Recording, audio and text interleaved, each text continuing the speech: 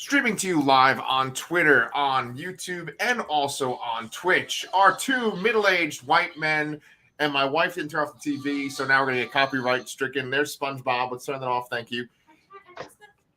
Where's the fucking thing she said? That's for you kids at home. Anyway, we are Brian and Pete, and this is Comic Books Transformed. Brian, it seems a little less chaotic in your Transformers cave over there. What's going on? Seems less chaotic? Yeah, well, yeah, it seems kind of calm over there. All right, if you say so. I'm always so envious. Every time I open up this window and I see Brian's room, I'm like, oh, man. I wish I had like 1/10 of your Transformers collection. Every day my son comes down here. Can I have one of your toys, Dad? Yes. I had the same sentiment as your child. That's in elementary school. I want to.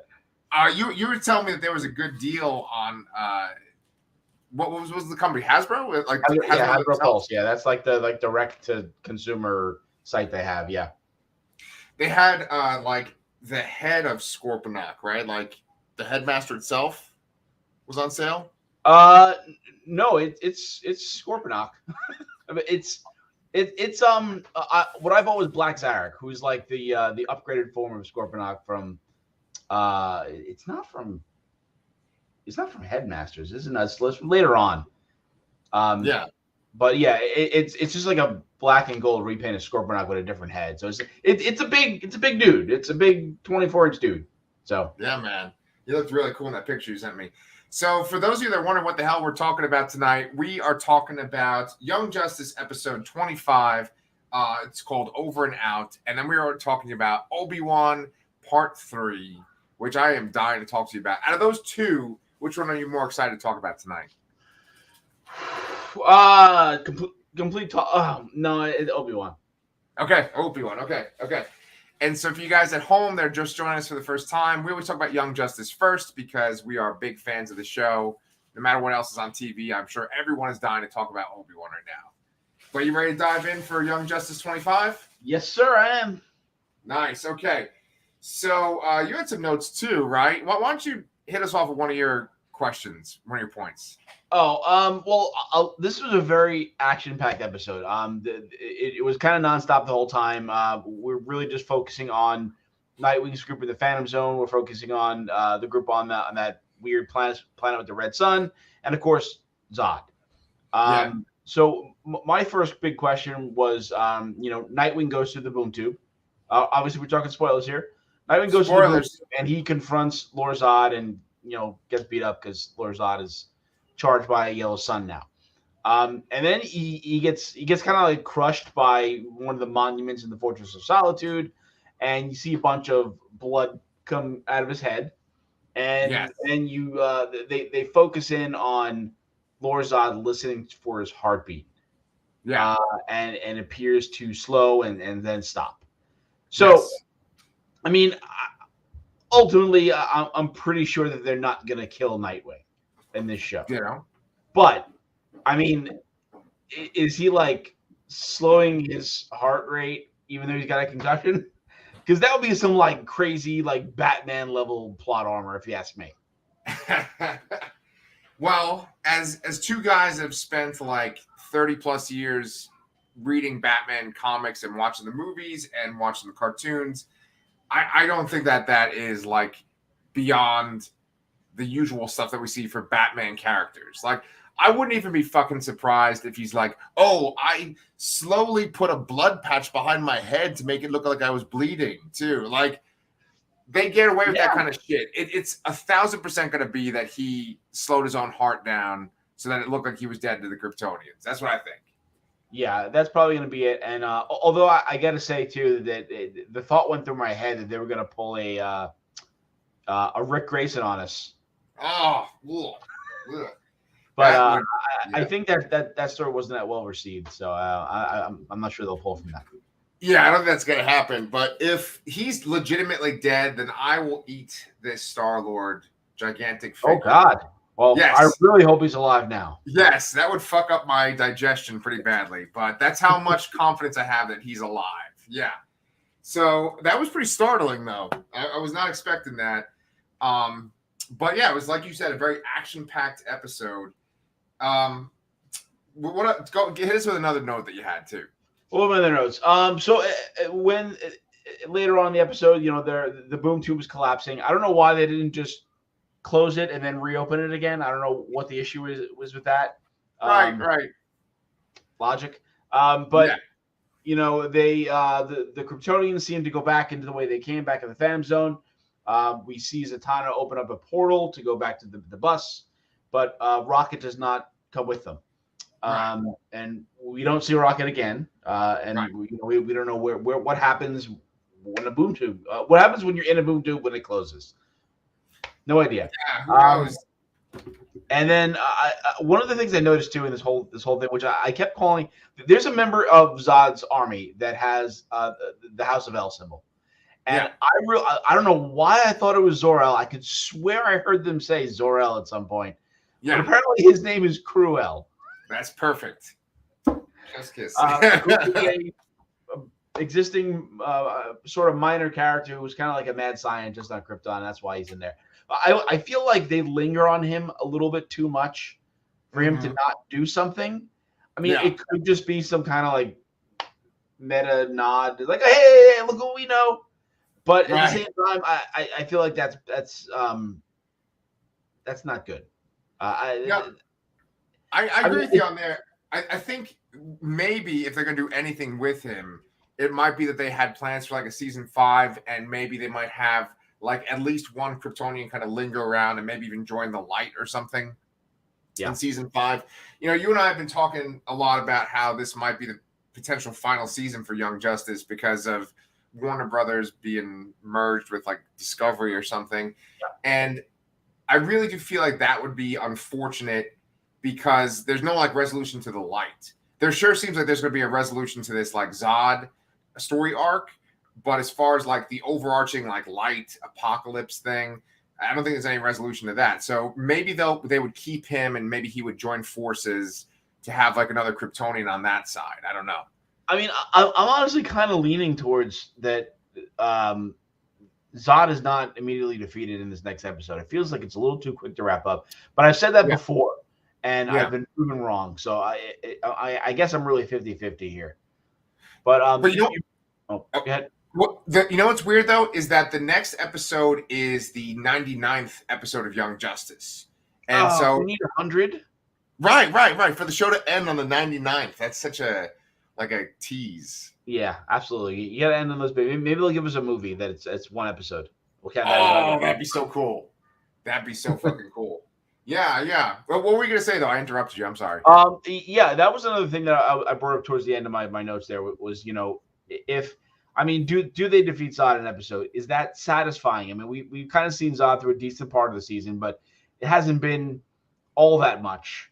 No. And it really hasn't – he hasn't had time to really do anything. I mean, he kind of made a pretty, grand entrance, I would say, in Metropolis, in this episode. But still, I kind of want to see more of him. Yeah. Or something that's a little I was going to say a grander plan, but I mean, maybe does it need it? Maybe it doesn't. I don't know. Yeah, well, I think like when you introduce the idea of Kryptonians being around and being a threat, and there's a lot of them, that's a really epic concept because it's always like Superman is like this godlike figure. The Justice League is so lucky to have him. And then when you introduce like people that are just as strong as him, it really raises the stakes. And I think if done well, it can make a really compelling story. Invincible, and this is kind of spoilers for the Invincible comic, and I guess eventually the show too, but they bring on that whole race, the Viltrumite race, and they like attack Earth in different ways. And it's one of the biggest, most epic story arcs of that whole comic book series. And I think that like you kind of have this untapped gold if you don't if you resolve it within one episode, it's not that kind of payoff that we've been setting up, Yeah, and on top of that too, they kind of left a bunch of the side stories lingering in the last episve, and I feel like they kind of have to touch on those to wrap them up a little bit, and maybe that can be done quickly or maybe not, but to take from what they are, what they're at now, to somehow defeat Zod, come together, and then wrap up the season in a satisfying way. I just don't see that happening in 22 minutes. Yeah, I agree with you on that. I think that like they could like sloppily try to wrap it all up. They could try to have like the outsiders come in and Beast Boy's on the team. He's like leading the team, and that's kind of like a resolution for his thing. He's like, oh, he's being a superhero again. And then like they could bring in the stuff with Geoforce and his people could come in too. But I feel like that would be like really rushed and really kind of sloppy and superficial. Like one of the things that was in my notes was I was actually really proud of them for how intricate the action was in this last episode, and maybe even the last few episodes, kind of like just setting up all the beats for this conflict. It's really like, well set up to where every character is going to be, what weaknesses certain characters are going to have, what kind of strengths or advantages they're going to have. And so it seems very well thought out. It would be kind of sloppy if they just kind of threw it all together at the very end there. Yeah, I agree. Yeah. I mean, like, are you familiar with the animated movies that they started making with like the New 52 type universe? Like they stopped doing the kind of Timverse stuff. Yeah. Yes. I watched a few of them, but not all of them. Yeah. A lot of them were like adaptations of comics that came out post the New 52. And then they just did this thing where it was like the Dark Side War, and it was like kind of like Darkseid versus Trigon. And they like slaughtered so many freaking superheroes in that last movie. It was crazy. Oh wow, I didn't see the last one, so that's interesting to know. And Yeah. Earlier on we were talking about would the show kill Nightwing, which I don't believe it, but there's also the question. Superman's also in a compromising position here, and they've been teasing that Connor thinks he killed him this entire time, and I feel like the show would be more willing to kill Superman than it would be to kill Nightwing. I'm not sure it's going to happen, but I feel like there's a greater chance of that happening than I think Nightwing getting killed. Yeah. Boy, would that be dark to have like Superboy kill Superman. That'd be kind of fucked up. Yeah, I think it would, but I don't think it's completely out of the scope of the range of the show.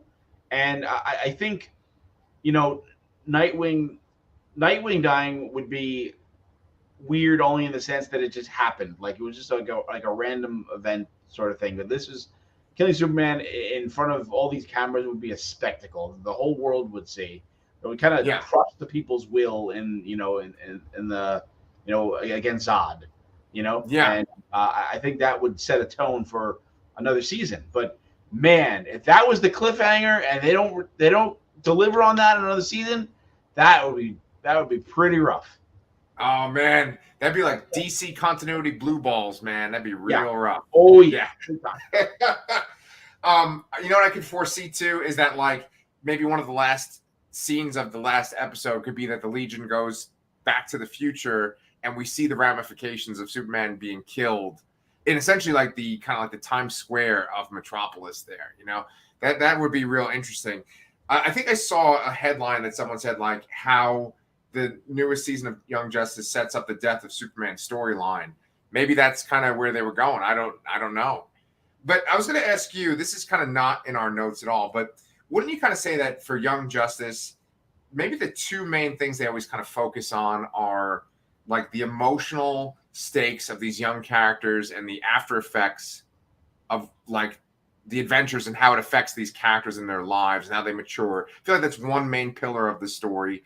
And then the other main pillar of Young Justice is kind of like this sort of ongoing kind of Cold War intrigue between supervillains and superhumans and like Apocalypse and Earth and New Genesis, right? Would you agree with that or no? Yes, I would definitely agree. Yeah. So like it doesn't really make sense for me for it to just have this big kind of final battle in Metropolis with Kryptonians and that's like the end of it because it's too like wrapping everything up. It needs to be like more intricate. I 100% believe that they wouldn't intend to end the series here. Like, yeah, okay. They probably would. Was there a cliffhanger between seasons 1 and 2? Well, the way the show usually ends between seasons is they kind of thwart like a major event, like a really like almost like apocalyptic kind of event, and then like the last scene is like sort of like a Marvel kind of stinger for like the upcoming season. Okay. I mean, again, to me, the only thing that could stop the show having another season is this merger. Um, Yeah. because they were cutting a lot of fat prior, and that's really the only thing I can think of. Yeah. I can't imagine the creators would intend to leave off on something like that. But you're right. Like they need to end off with resolving the initial original conflict with the light. Yeah. And it would be a huge disappointment if we couldn't get that. Yeah, you absolutely need something with like Vandal Savage. I mean, even in this season alone that we just watched, there's so much Vandal Savage stuff. Yeah. Like you need to resolve that. Yeah. So I was gonna say that.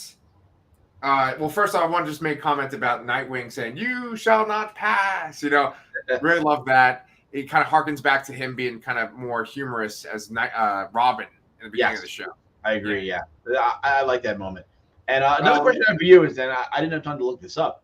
Who the fuck is the Emerald Empress? Yes, I actually have a little that game. What's that? HeroClix, right? Yeah. I have a HeroClix of Emerald Empress.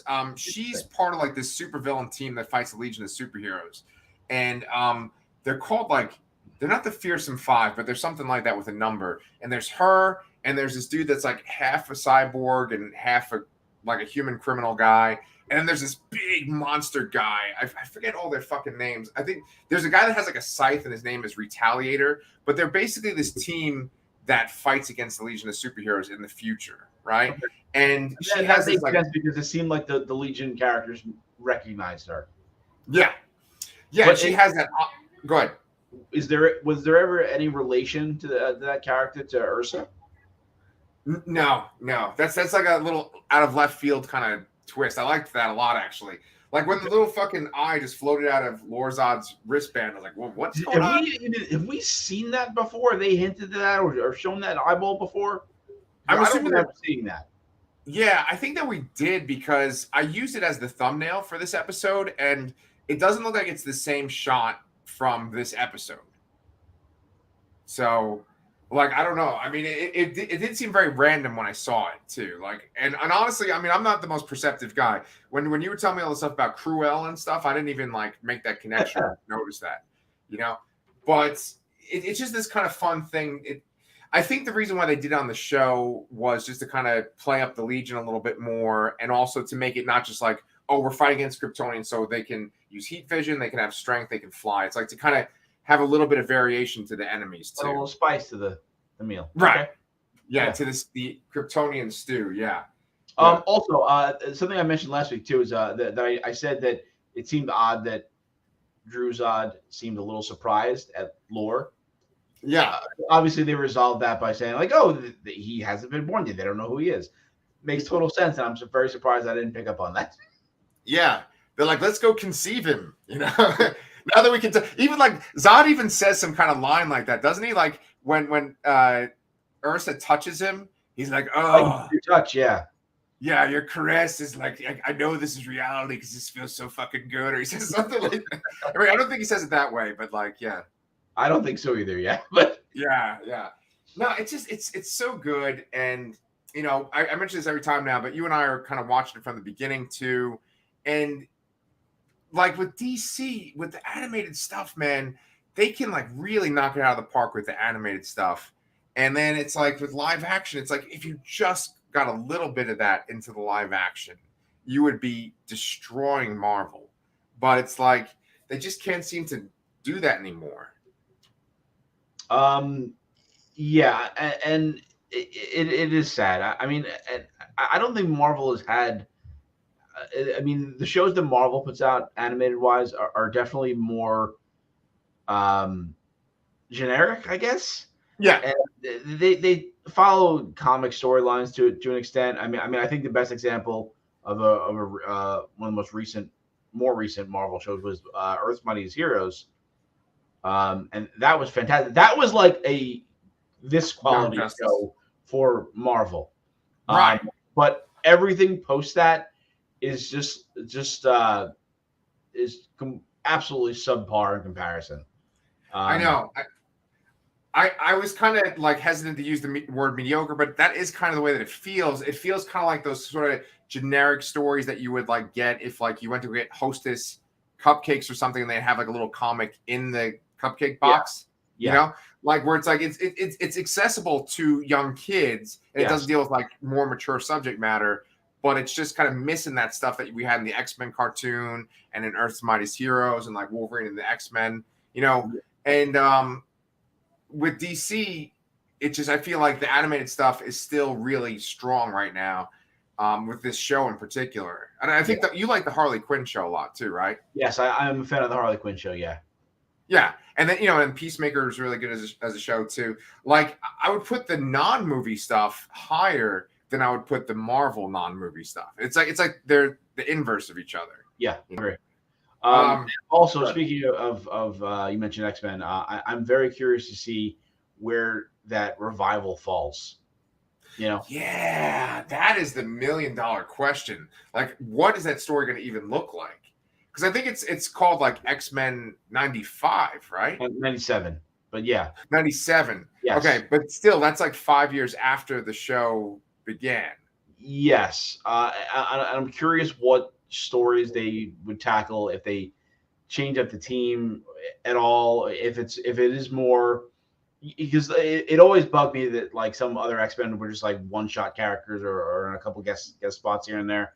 Right. I'm wondering if they would change that to have almost more like a like Justice League Unlimited did, where they would just feature a couple different characters every episode, but not. I mean, I guess every episode had Superman, Batman, or Wonder Woman at least, and then a bunch of other characters with them. So I'm curious if they would just keep that core cast intact and just have occasionally guest star, or they would add more characters, rotate characters in and out, have two different teams. I don't know. Yeah, it's a really good question because it's kind of funny because like the kind of post like the late 90s X-Men comics are pretty rough. Yeah. And then like it gets better with like Grant Morrison on. So I mean, it's like could you imagine if they just did Grant Morrison new X-Men? oh my God. That'd be so, with like the voice actors from the cartoon and like someone trying to sound because the Cyclops guy died, right? The Cyclops actor. Yes. Yeah. But like and the guy who played Magneto died too, right? There's been a few. Yeah, I almost want to. Oh God, is it the guy? Well, like I know Wolverine's definitely alive. Yes, Wolverine's alive. Yes, that's Yeah. really. I know. Wolverine's coming back. I know Rogue is coming back, and I know Jubilee is coming back, but not as Jubilee because the original actor is it Allison Court. She's not Asian, and she just didn't feel right revoicing the character. That's cool. That's good. Yeah. Yeah, that's kind of like Hank Azaria not wanting to play Apu anymore on The Simpsons. Exactly. Yeah. To address like one of the points you just made too, I was just thinking about this the other day, how like you have founding members of the X-Men that weren't really in that animated series, really. Like you don't have Iceman, he wasn't in it at all. And then like Angel's in it, but he becomes Archangel like right away, and he's kind of barely in the whole series. Yeah, for the most part, he's Archangel throughout the entire series and the few episodes he's in. Yeah, and then what do you call it? There was one of and then Kitty Pryde, like she's not in that show at all, I don't think. Yeah, I don't believe she was in it at all, and really because the role she filled in the comics was taken over by Jubilee at the time. So they didn't need another kid character in there. But I mean, like, it would be great. It would be great to see her or to see. I mean, I know you're not a fan of Astonishing X-Men, but I mean, even some of that storyline or some of those. I still love some of those relationships in those issues. No, I like Astonishing. I think it's rough because I was just so excited with New X-Men and oh my daughter from my ring. Thank you, sweetie. New X-Men and Ultimate X-Men. So it was a big departure, and I felt like they were just kind of giving it to Joss Whedon. But I do think it's like superior than a lot of other X-Men books that came out after it. But what I was gonna say was, oh fuck, my daughter just threw me off. We were talking about okay, Kitty Pryde. I wanted to kind of make this one point and kind of tie it back into Young Justice too. It's kind of interesting how like when you get into comics affects your point of view on certain characters. Because like I think if you look at like Kitty Pryde, and then if you look at Barry Allen and Wally West, like I didn't even know who Kitty Pryde was really up until like Astonishing X-Men. Like that's when I first started to see her like regularly, because she just wasn't in the main X-Men comics for like the whole time I was a kid. And then like with Excalibur in the 90s, basically, or not in anything. Right. And then like with Barry and Wally, like Wally had already become the Flash when I was in the comics. And so that was like the Flash that I knew, you know? Yeah. Same here. Yeah. Yeah. Did you have some kind of point about the casting? I saw you looking at the I was trying to find out if who died, but I can't find out that quickly. Oh, okay. Well, did you have anything else about Young Justice Phantoms 25? No, I'm just generally excited to see how it wraps up next week. Yeah, well, dude, you had some good fucking notes. I think you did a better job than me on that, so thank you. Well, thank you. Yeah. For Obi-Wan Kenobi, I got some controversial takes to throw out there. Ooh, interesting. Ooh. Okay. But I want to see, my most important thing is to see how you feel about these key button issues. But first off, before we get to them, we're pretty much going to see Liam Neeson by the end of this fucking show, right? Oh, we better. Yeah. They can't have him. They can't drop that in the recap and then have him mention it in 2 episodes so far and not have him show up or be heard at some point in the next 3 episodes. Right. Yeah. It's just like, yeah, exactly. So I feel like that's going to be like maybe the last scene of the show is that like Obi-Wan finally talks to him, and maybe they even have like a little discussion, and like, because I think personally that it's going to get a lot more bleak after this. I think that like Vader and the Inquisitors are going to find out about this path, and they're going to just slaughter even more Jedi. And I think it's going to seem real bleak, but then the last bit of hope will be that like Qui-Gon talks to Obi-Wan. That's what I think. Yeah, I mean, the main thing here is that, Obi-Wan has to end up back on Tatooine. Right. And, becoming Alec Guinness. Yeah. So it's just like, how much can they really do, and how much can they change, or what big surprises can they give us, which I don't really think there are any, to be honest. Yeah, it's weird because like, okay, so this is spoilers, obviously. If you guys have not seen Obi-Wan, go watch it now. But like, once it was like, oh yeah, Vader's there, Vader's a part of this, I was kind of surprised. I'm like, whoa, they're showing Darth Vader. They're like getting into it in episode 3. I was like, whoa. But then it pretty much went how I kind of predicted it would go once I saw the scenario. You know what I'm saying? Yeah. I was like, okay, so he throws that shit on the ground. I was like, okay, so is he's going to like ignite that and try to like burn Obi-Wan, because it's kind of like a tit for tat. You burned me, I'm going to burn you. And then I was like, oh, he's going to probably get away. When Vader was like, the stormtroopers came in, he's like, capture him. I thought that would have been kind of interesting if like he had taken Obi-Wan as prisoner. But then I was like, oh, he's going to get away. And so here comes hot take number 1. I personally don't like seeing them fight a lot. And I definitely don't like seeing Obi-Wan kind of escape, because I think it kind of reduces the fear that Darth Vader generates, Yes. Obviously, that was the big thing in this episode was Darth Vader shows up and he is a force to be reckoned with.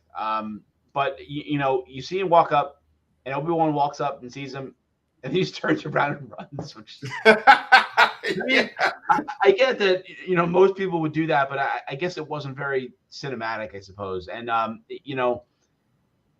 Vader's just like walking, and he's kind of running away. It just didn't seem right. I get that he was trying to buy time for Leia to get away. Yeah. But part of it just seemed unbelievable, that he would run and get away and get so far away and waste that much time, or that Vader wouldn't be fucking charging after him or something. Yeah. It's problematic in the sense that, one, you never expected that this would have happened based on A New Hope. Right. And while I agree, it's cool to see. I mean, I like seeing, um, you know, the Vader that they kind of fleshed out in the more recent comics on the screen.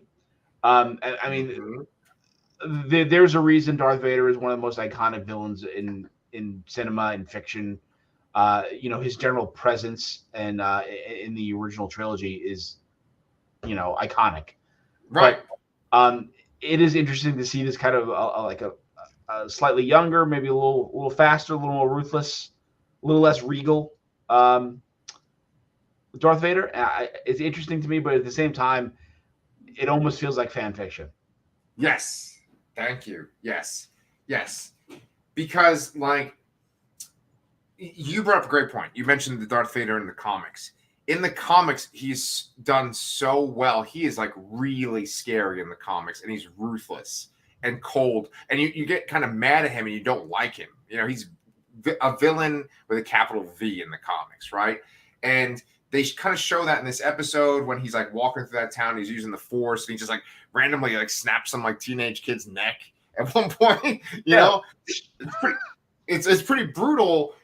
But with that being said, like I said this to you in our notes, that like with him showing up, you should not cut to like Leia and this woman going through tunnels. Like it should just be like, oh my God, Darth Vader's there. We gotta like focus on this, and like how's Obi-Wan gonna get out of this? And it was kind of like Ewan McGregor running and then Darth Vader walking behind him. And some people were commenting of like, well, he can't run. It's like he's a husk of a man, right? But he's like a tank because of the dark side, right? Sure.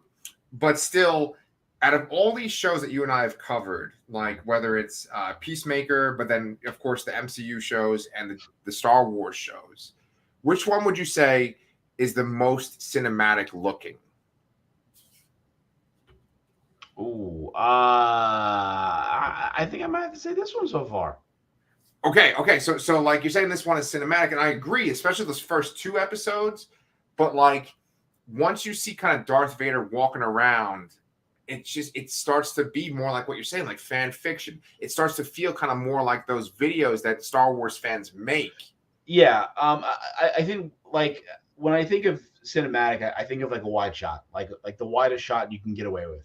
But Yeah. When you're on a set, when walking through a town and you're simulating that, I mean, it's pretty small, it's pretty cramped, and to make it believable, they have to make it small, because they need to make it look good, and they don't have that much budget to do.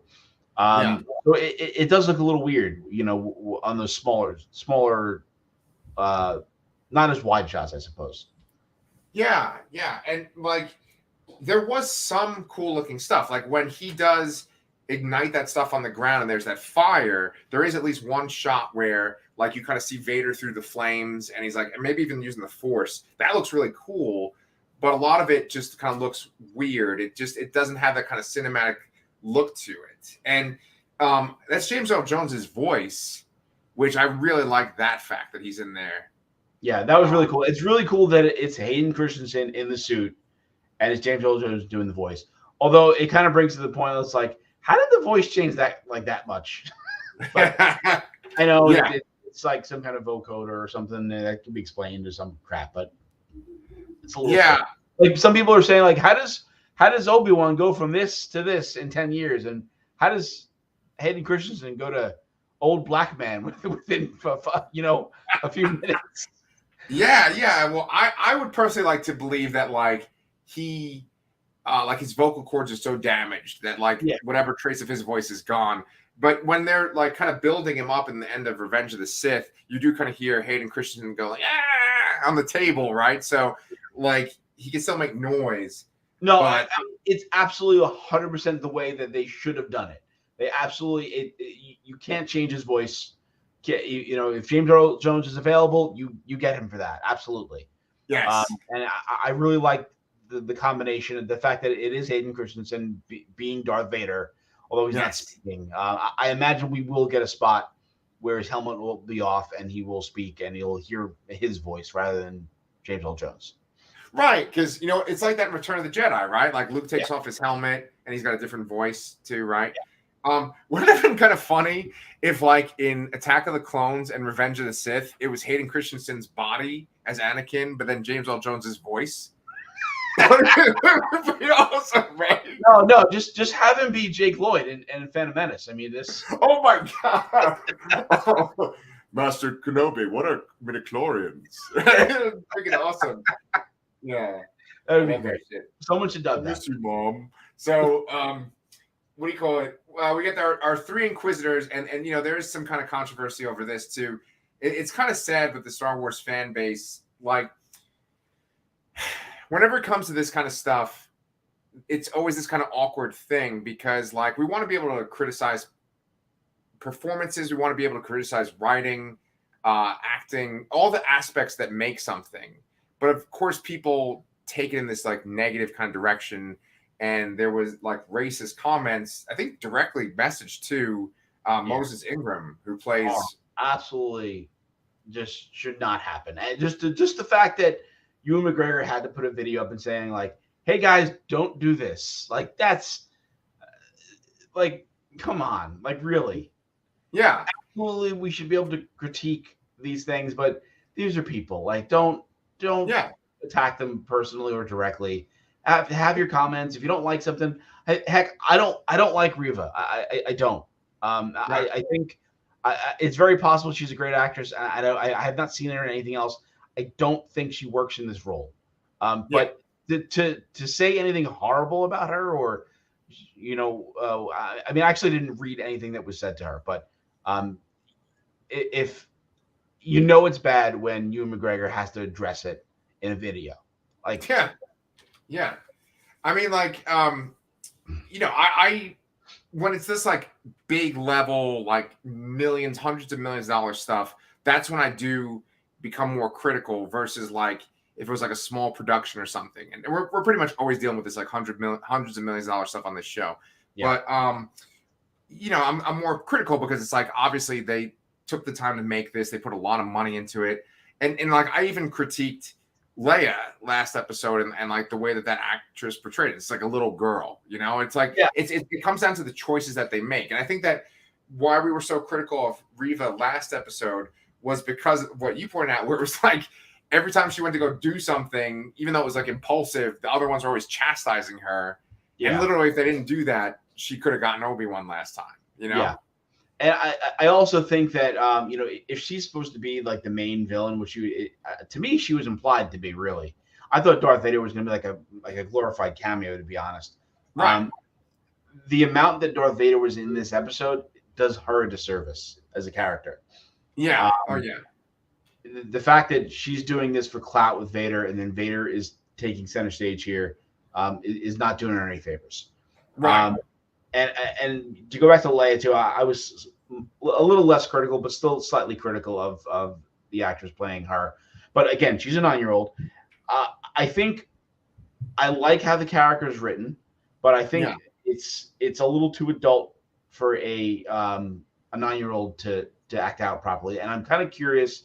I mean, I think she's doing the best. She's not doing bad. She's not doing terrible. She's doing pretty good. Yeah. But I kind of wonder if it would have been better to have Leia be a little older and maybe have like a 15-year-old play a 13-year-old or something like that. Right. I think that might have been a bit more compelling. It's a little too much like The Mandalorian to me. You already have, old soldier and young child, and it's a little bit too similar. Yeah. So I think it would have been better if they would have aged Leia up a little bit, like instead of 10 years, been 13 years or something like that. Very, very good point. I was actually just thinking about how like Revenge of the Sith came out in 2005, so that's 17 years ago. There's no reason why this story has to be 10 years after Revenge of the Sith. It could have been 13 years after Revenge of the Sith, and you could have had an older actress for Leia, right? I mean, it kind of is something that sort of seems to be a thing that happens in Star Wars, like with the Phantom Menace, right? Like people always wondered, like, why is Anakin so young in the Phantom Menace? And I think that that's interesting that you're comparing it to the Mandalorian, and it's like the Mandalorian and Grogu, and then it's like Obi-Wan and Leia in this. So that's interesting. I don't really have a lot of critical stuff to say about Leia this episode. I think once again they kind of like showcased her having like care and affection for droids. Like she cared about that one droid that was like a mining droid. I think name was like Lou, like 28 or something. Like it had like some kind of I don't remember the droid name. Yeah, it had like a worker name, but it was. I like that droid. Did you like that droid? Yeah, it looked cool. It looked like a cool robot armor droid. I don't know. Yeah, it kind of like Master Chief. What was that? What was that whole? I mean, he had the hammer behind his back. He was gonna wreck some shit.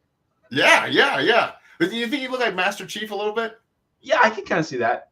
Yeah, his name was Ned B. Too. Ned B. Okay. And I didn't say this last episode, but like I think that Leia's droid Lola looks kind of like a portable CD player too. I can kind of see that. Yeah. So, we kind of cut right to the chase. We kind of blew our force load already, but like, there was this tension and stuff leading up to Vader showing up on this planet, which the planet itself is called, what the fuck is it? Shit. It's not called shit. It's, what the fuck is it? Yeah, I don't remember the planet names. I can't help you out this time. All right. But, anyway, so they go to this Mapuzo. They go to Mapuzo, and it's this planet which, if you go to the Star Wars Wikipedia, they were talking about how it's like this beautiful planet that the Empire was mining, and so they just kind of like made it this desolate kind of planet. Look kind of like Arizona or something, right? Anyway, so you have these kind of two parallel scenes. We see Reva go be with the rest of the Inquisitors, and there's some conflict between her and fifth brother. Yeah. And I thought it was kind of cool because he used the Force on her in anger, and I don't think we've ever seen that in a live action Star Wars thing so far, of a dark side user using Force against another dark side. Except in Return of the Jedi, I would say, but right. Yeah, I think it's more about that. There are usually not that many Sith on screen at once. It's usually just two at a time in the things in the movies, and that's probably why we haven't seen that before. I do like that fifth brother guy, and is the other one the fourth sister? Fourth sister, that's right. Yeah, I feel like they're very fitting Star Wars characters. They're given the right kind of scenery chewing energy that I'm not getting from Reva. Yeah. So I like the back and forth between those characters, though. Yeah, and I really like that they're fighting for the affection of Darth Vader, because that's something that we haven't seen in any of the movies either. And with Darth Vader, we've only seen him in the 3 original trilogy movies, the end of Revenge of the Sith, and then Rogue One. Yes. So as we kind of expand upon it now, we're kind of putting him in more things and more live action things. I mean, he's been a lot in like Rebels, and I think he's even in the end of Clone Wars too. But as far as live action stuff goes, this is the first thing since Rogue One, and I think that portrayal in Rogue One that really sticks with people. Some people think that's like the height of new Star Wars. Yeah, that was definitely a standout scene in that movie. Yeah. So then we cut between them, and they eventually end up on Mapuzo, and then we have Obi-Wan and Leia there, and there's some great interaction between him and Leia. Yes. But then, did you know that was Zach Braff? That was that mole-looking alien? I did not. Okay. I've mentioned that how I don't like them doing these celebrity cameos. I didn't notice it this time at all. It completely, and I think you said that you weren't a fan here. I thought it was Seth Rogen. Oh, okay. No, his voice is too unmistakable. He can't disguise his voice at all. Right. Like I said, you cannot hear his voice in any manner and not realize it's him. Okay. Yeah. Well, I thought, so it was kind of fun. I like how he kind of tried to like set them up, and then there's that little action sequence, and you had that stormtrooper that got cut in half with the laser. That's cool. That was an awesome touch. The whole time with that mole guy, all I could think about was Saga. Nice, yeah. Mole guy, and that he's like a bounty hunter dude. He has one of those moles with those noses that kind of goes out. Yeah. And I'm like, they could totally pull off a live action Saga show. That has to be on HBO. That Yeah. shit is not going on Disney Plus. Yeah. HBO or bust, yeah.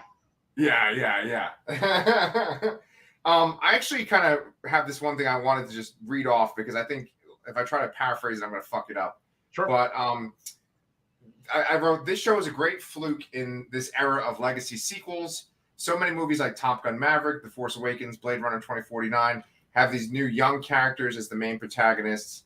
Actually, that's kind of bullshit because Maverick is about Maverick. But anyway, bringing back older versions of main characters in movies we loved over 20 to 30 years ago. Ewan McGregor was playing a younger version of an older character in the prequels. Revenge of the Sith came out 17 years ago, but the distance in time between that movie is much shorter than, say, the distance between Return of the Jedi and now, right? Yeah. And so, or the original Blade Runner to now. So it's cool to have characters from the time of our childhood who are portrayed by characters from that time, and then they became iconic.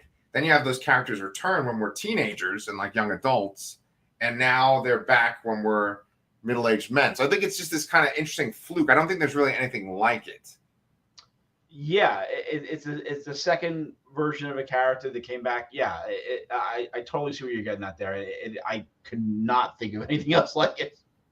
Right, because it's interesting because like Obi-Wan, when we're introduced to him as an old man, he's played by an old actor, like, over 40 years ago at this point. And then the next time we see him, he's a young man, and then now we're like with him, and I think we're kind of close in age to Ewan McGregor too. So it's we've kind of gone on a journey with him. Yeah, a little bit of like Benjamin Button, right? Because he's like old to begin with, and then but they really do have this kind of like loophole that I think they really use, and it was really cool, I thought, to see Anakin like as Anakin on that mountaintop. Yes, one of the strong points of the show I still think is Obi-Wan's general PTSD from everything. The end of the second episode was Reva mentioning that Anakin is alive, and that's kind of how the show opens with him kind of just thinking about that. And he kind of hallucinates a vision of Anakin still in his Jedi robes as they're walking through. What was that planet name again? Mapuzo. Yeah. So, I always got to remember that's like the guy Puzo who wrote The Godfather. That's how I can remember that. Got it. So, what do you call it? With that being said, like I actually really like the new introduction to the canon, which is like the idea that they have like almost like an underground railroad for Jedi, right? And they call it the Path. And they did a little name drop here. They mentioned Quinlan Vos, who is from like the Legends canon, and I think he's even in the new canon too. Yeah, I was doing a little reading about him. Yeah, I believe he started in Clone Wars, right? But he's mainly been in books since then, I believe. Yeah. And he's cool. I remember him from Legends. I liked him a lot. And so that's the idea that he's still alive. And so it looks like the Path involves that character that what's his face played in the last episode, Kumail Nanjiani, right? Nanjiani. And then in this episode, they have this other character. She's like an Imperial officer, and I think her name was Varma or Varla. Tala. Oh, she was. I'm so sorry. She was played by Indira Varma. Yeah, Indira Varma. Yeah, who was Ilaria Sand in Game of Thrones? Yes. Yeah. So I think I remember reading about her being cast, but I was totally forgot about it, and it took me a few minutes to realize like I know her from somewhere. But it came to me eventually. As soon as she took the Imperial hat off, I'm like, oh, okay, yeah, there we go. Yeah. I liked her character. I like the motivation she has. It's interesting to see that,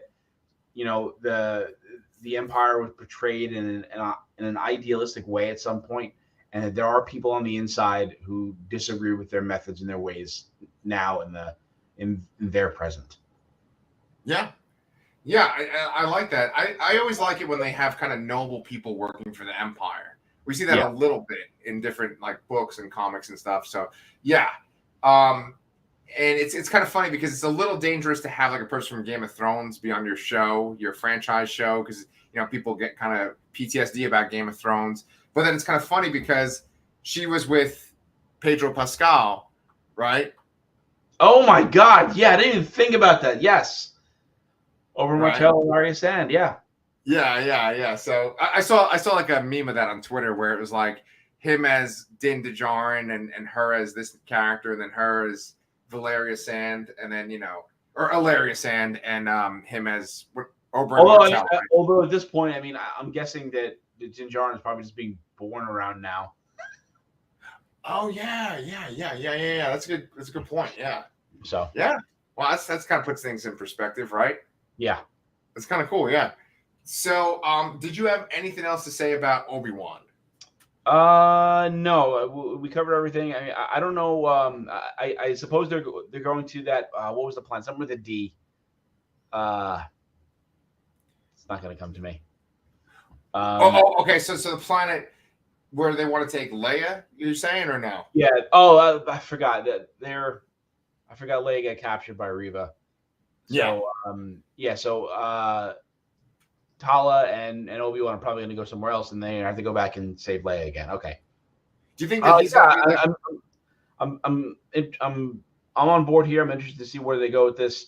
Like I said, it's always interesting when you kind of know where it ends up, and what can they do to surprise you along the way. So we'll find out. Yeah, man. Yeah. And next week is our Hell Week, where I think even like tomorrow, right? The Boys comes out. Oh right? No, it happened already. They dropped tonight. They just dropped them early. I saw. Jesus Christ! I saw Jack Quaid posted on Twitter that they're up already. Oh man, I'm only on episode 4 of Stranger Things. I'm halfway through the last episode of part 1, so I'm hoping to finish that before I start The Boys. With Stranger Things, I kind of have this fluke because I'm supposed to watch it with Pepper to review for the Lasser cast, and Pepper's really disturbed by. Here's a little bit of a spoiler for people not watching the show, but like the way that the main villain kills people. Yeah. On the show. And she doesn't like that. And so I actually have to like pre-watch the episodes and like screen them for her and then watch it again with her. So it's like I'm only up to episode 4. She hasn't even started 3 yet. And if you get all the way to 7, and each episode's like a movie now. Yeah. It's crazy. Very long. Yeah.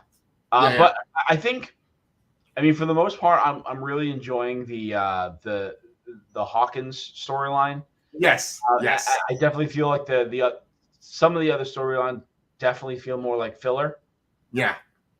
And wait, did you say you finished the 4th episode or no? Okay. So here's spoilers. Does the 4th episode end with like Max like running and? Okay. I finished that. That to me was one of the best things this show's ever done. I was so engaged in that scene. Good job. Yeah. I totally agree. I was almost crying on my treadmill watching that. Yep. I wasn't running a treadmill. I was just almost crying. So anyway, we got The Boys, and so what me and Brian are going to do for you guys that are big fans or dedicated, what we're going to do is we're going to do a normal Thursday show that has Obi-Wan and Young Justice, the last Young Justice. Then we're going to do a Friday show. And it's going to have The Boys and Ms. Marvel, which starts next week too. So yeah, and then we'll shift that again the following week because Young Justice will be over. We'll probably do Obi-Wan and Ms. Marvel on Wednesday or Thursday, and then we'll figure out how we're going to fit The Boys in because it comes out on Friday. We don't want to wait too long. No. I guess we're just doing it on Wednesday or Thursday. Yeah, we'll figure it out. Yeah, we'll figure it out. Yeah. But thank you guys so much for watching. Make sure. Yeah, I saw the comments start to go up. Like, please make sure to like leave some comments. We love hearing from you guys. And if you haven't liked and subscribed, please do. And you know what? We will be here for the next 3 episodes of Obi-Wan and the last episode of Young Justice. See y'all.